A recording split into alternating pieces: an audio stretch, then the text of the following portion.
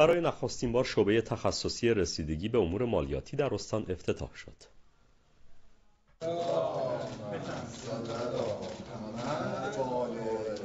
برای اولین بار شرکت‌های موفق در هوشمندسازی خدمات مالیاتی اقدام به افتتاح شعبه در استان کردند. سومین دفتر شرکت وثوق برای معتمد مالیاتی رو افتتاح بکنیم.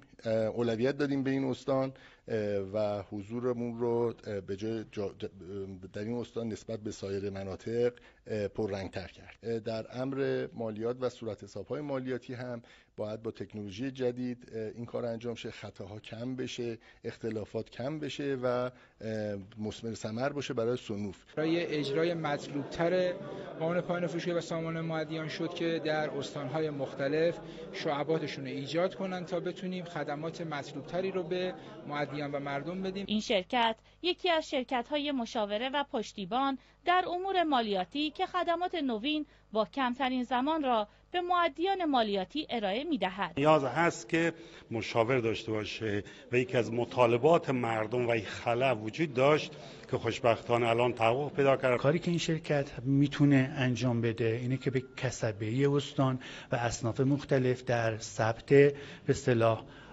مسائل مالیاتی خودشون و مشاوره های مالیاتی با توجه به سامانه های پیشرفته‌ای که بانک ملت در اختیار داره و کمکی که از هوش مصنوعی در این ارتباط داره میگیره یه مقدار از دغدغه‌های مؤیدان مالیاتی رو چیکار کنه، کاهش بده. با افتتاح این شعبه سنجش مالیات دقیق و بروزتر می شود. زهرا زارعی، خبرگزاری صدا و سیما، زاهدان. بیننده چند خبر کوتاه